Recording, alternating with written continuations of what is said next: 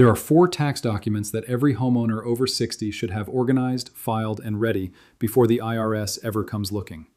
Most people do not have them, not because they were careless, because nobody ever told them these documents existed, what they protect, or what it costs when they cannot produce them at the moment they are needed most. Here is what the IRS does not tell you. When you sell a home you have owned for decades, the difference between the price you paid and the price you sell it for is called a capital gain. And if that gain is large enough, the IRS expects a cut. For single filers, the exclusion is $250,000. For married couples, it is $500,000. Anything above that is taxable, at a federal capital gains rate of up to 20%. That sounds manageable on the surface. But here is where homeowners over 60 are getting blindsided right now. Home values in most parts of America have doubled or tripled over the last 20 years. A home purchased in 2001 for $180,000 is selling today for $450,000, $500,000, or more in many markets. That is a gain that can push well past the exclusion threshold. And if you cannot document every dollar you legally spent improving that home over the years, the IRS calculates your gain using the original purchase price alone and taxes the difference. That kitchen remodel, the new roof, the bathroom addition, the HVAC system you replaced. Every one of those expenses can legally reduce your taxable gain, but only if you can prove you paid for them. And the document that proves it is one of the 4 we are covering today. Right now, homeowners over 60 who are planning to sell, who have recently sold, or who simply want to protect themselves from an unexpected IRS problem are sitting on potential tax exposure of $10,000, $20,000, $30,000 or more. Not because they did anything wrong, but because they do not have the paperwork the IRS requires to prove they did everything right. Today I am going to show you exactly which 4 documents protect you, why each one matters, what the IRS does when you cannot produce them, and what the 2026 tax changes mean for homeowners specifically. Let us get into it. This is not a general overview of homeowner tax tips. This is not based on what your real estate agent told you at closing or a checklist you found in a magazine. This is based on exactly what the IRS looks for when a home sale triggers a review, what documentation legally reduces your taxable gain, and what penalties and back taxes pile up when that documentation is missing. We are putting real dollar amounts on real homeowner situations in 2026, so you know exactly what is at stake before you need these documents, and it is already too late to go find them. This video is for educational purposes only and is not tax or financial advice. Consult a qualified tax professional before making any decisions about your specific situation. My name is John Retires. Every week I break down the IRS rules, the tax traps, and the financial strategies that protect homeowners and retirees from the things nobody else is taking the time to explain clearly. If that sounds like something you need, hit the subscribe button right now and turn on notifications so you never miss a video. Let me start with why this issue hits hardest for homeowners over 60 specifically, because the exposure is not random. It is tied directly to how long you have owned your home and how much it has appreciated. The average American homeowner stays in their home for 13 years. But homeowners over 60 frequently purchase their homes 20, 25, or 30 years ago. That length of ownership is exactly what creates the largest capital gains exposure when the home is eventually sold. The longer you have owned the home, the greater the difference between what you paid and what it is worth today. And the greater that difference, the more the IRS stands to collect if you cannot document the improvements that legally increase your cost basis. Cost basis is the number the IRS uses to calculate your taxable gain. Your cost basis starts at your original purchase price, but every qualifying home improvement you made over the years, money you spent adding value to the property, legally adds to that number. A higher cost basis means a smaller taxable gain. A smaller taxable gain means a lower tax bill or no tax bill at all. The problem is that most homeowners over 60 made those improvements years or decades ago. They paid contractors in checks or cash. They kept some receipts in a folder that may have moved through 3 home offices and 2 storage units, and some of those records are simply gone.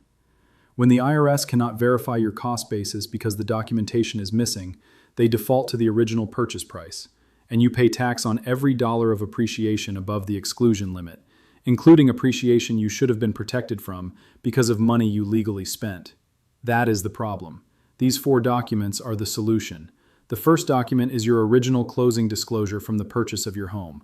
This is the document you signed at the closing table when you bought the property. It contains the official purchase price, the settlement charges, and the fees you paid to acquire the home.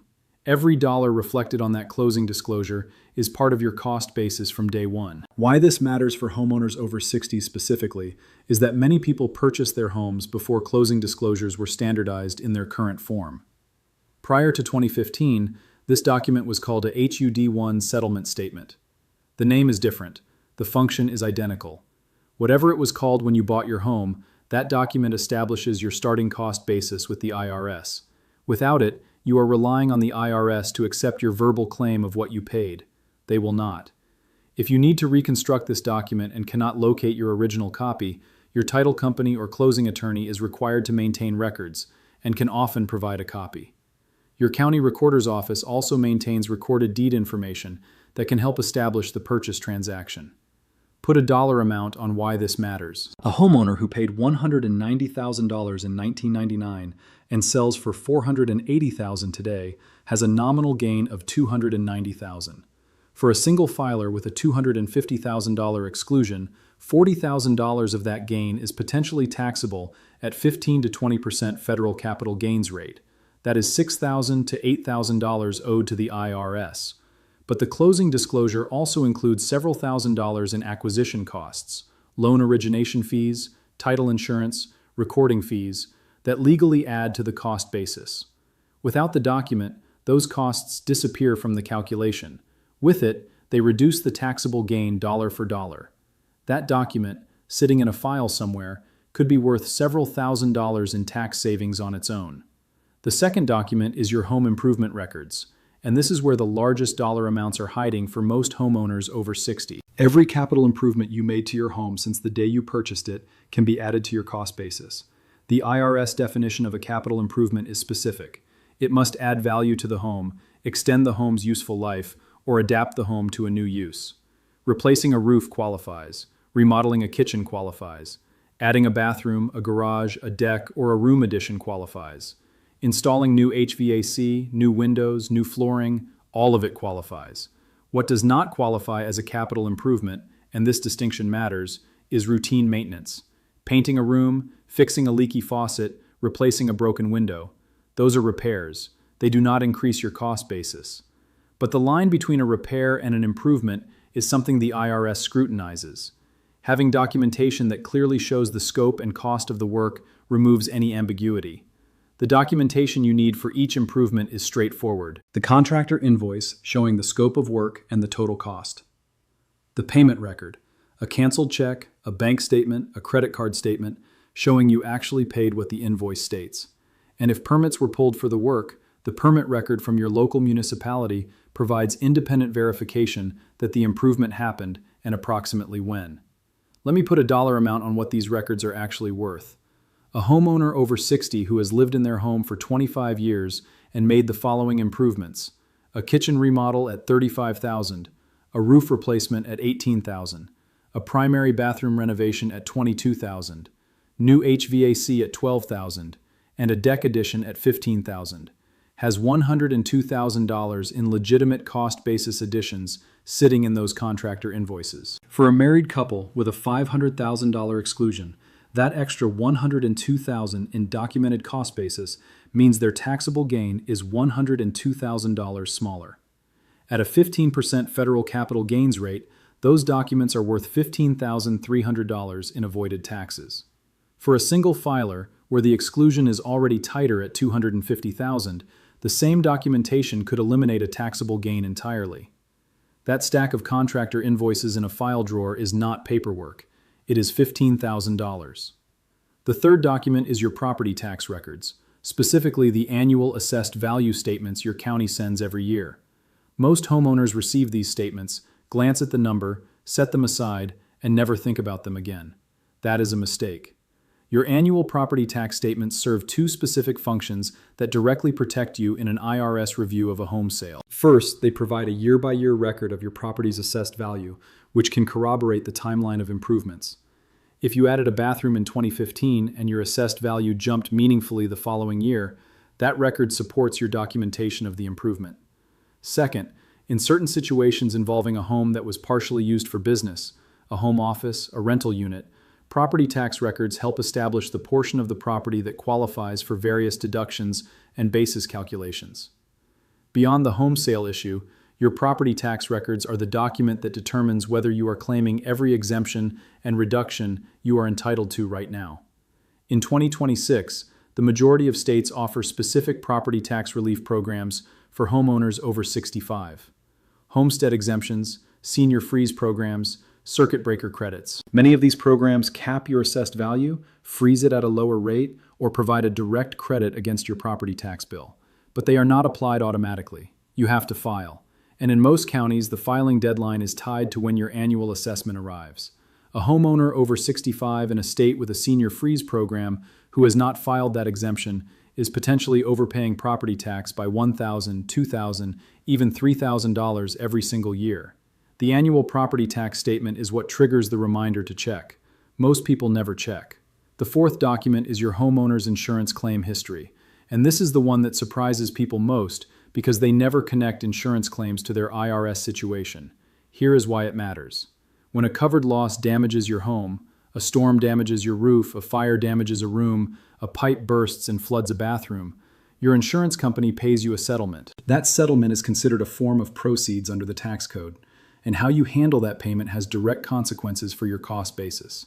If the insurance payment exceeds the adjusted cost basis of the damaged portion of your home, that excess is potentially taxable as a casualty gain. Most homeowners have no idea this exists. They received the insurance check, they repaired the damage, and they moved on. But the IRS has a specific set of rules governing how insurance proceeds interact with your property's cost basis. And if you use those proceeds to repair and restore rather than pocket them, the documentation of both the insurance payment and the repair cost is what protects you. Additionally, if your home was ever damaged and you took a casualty loss deduction on your taxes in a prior year, that deduction reduced your cost basis at the time. That reduction stays in your cost basis calculation permanently. When you sell the home, your gain is calculated against the reduced basis, meaning you owe more in capital gains tax.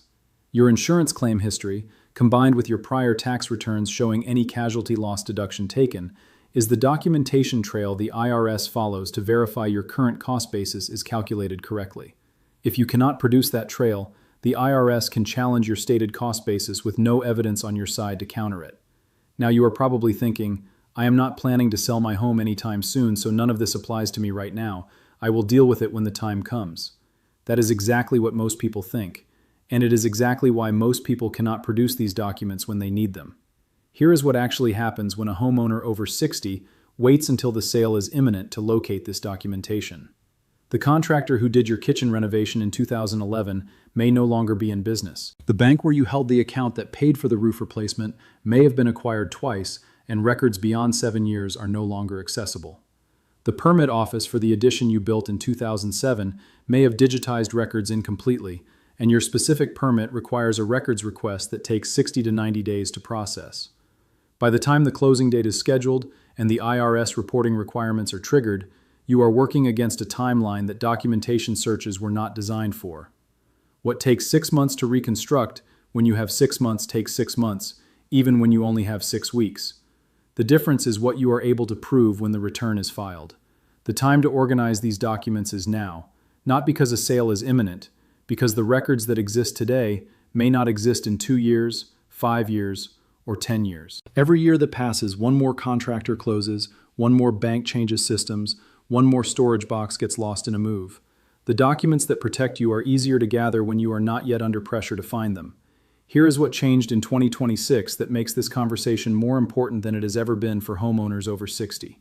The One Big Beautiful Act introduced the new $6,000 senior bonus deduction for taxpayers 65 and older with modified adjusted gross income under $75,000 as a single filer or $150,000 for married couples filing jointly. That is $12,000 for a couple where both spouses qualify. This deduction directly reduces adjusted gross income in the year of a home sale, which matters because capital gains calculations and surcharge thresholds are tied to your income level in that year. If you are planning a home sale in 2026 and you qualify for this deduction, the reduction in adjusted gross income could keep you below the threshold where the net investment income tax of 3.8% kicks in on top of the capital gains rate. That is a meaningful dollar difference depending on your gain amount. The SALT deduction cap increased from $10,000 to $40,400 in 2026. For homeowners in high property tax states who have been taking the standard deduction, this change may make itemizing more advantageous in a home sale year. Running both calculations before you file could save you thousands. And for homeowners over 60 who are considering downsizing, the combination of documented cost basis additions, the primary residence exclusion, the senior bonus deduction, and the updated SALT cap creates a 2026 tax environment that is more favorable for a home sale than most years in recent memory, but only if the documentation is in place to support every number on the return. Here's what this all comes down to. Pull out one folder right now and label it Home Tax Protection Documents. Inside that folder, you are going to put 4 things. Your original closing disclosure, or HUD1, from the purchase of your home. Every contractor invoice and payment record for every capital improvement you have made since purchase. Your last 3 to 5 years of annual property tax assessment statements. And your homeowner's insurance claim history, which you can request directly from your insurance company at no cost. If you cannot locate the original closing disclosure, contact the title company or attorney who handled your purchase. If you cannot locate improvement records, start by checking your email history for contractor correspondence, your bank or credit card statements for payments to contractors, and your local municipality for permit records. If you are 65 or older, call your county assessor's office this week and ask specifically whether you are enrolled in every senior property tax relief program available in your state. The answer will tell you immediately whether you are leaving money on the table every single year. And before you file your 2026 return, check whether you qualify for the new $6,000 senior bonus deduction and whether the updated SALT cap makes itemizing more advantageous than the standard deduction in your situation. Both calculations directly affect what you owe in a home sale year. The homeowners who walk away from a sale with the most money are not the ones who got the highest offer. They are the ones who had the documentation to prove their cost basis, claim every legal deduction, and give the IRS no opening to recalculate the gain upward. Now you know exactly which 4 documents protect you, why each one matters, and what the 2026 changes mean for homeowners over 60 right now. But there is one more piece of this that most homeowners never think about until it is too late. The state you live in determines whether you face an additional layer of capital gains tax on top of the federal bill when you sell. Some states tax home sale gains at the same rate as ordinary income. Others offer specific exclusions for retirees. The state decision and the documentation decision are connected, and together they determine how much of the sale proceeds you actually keep. Watch my video on the best and worst states for retirement taxes. I break down exactly which states protect homeowners and which ones take an additional cut on top of everything the IRS already collected. This is John Retires. If this video helped you understand what these 4 documents actually protect and what it costs when they are missing, hit the like button right now. It takes 1 second, and it helps this video reach more homeowners over 60 who need to see this before a sale is already in motion and the timeline is already working against them. If you are not subscribed yet, hit subscribe and turn on the bell. Every week I break down the rules that protect your home, your retirement income, and your family's financial future. The rules that are not making headlines but are absolutely determining how much you keep. Drop a comment right now. Do you have all 4 of these documents organized and ready today? And if you have sold a home in retirement, did anyone walk you through the cost basis calculation before closing? I read every single comment, and the most common situations you share become the next video. I will see you in the next one.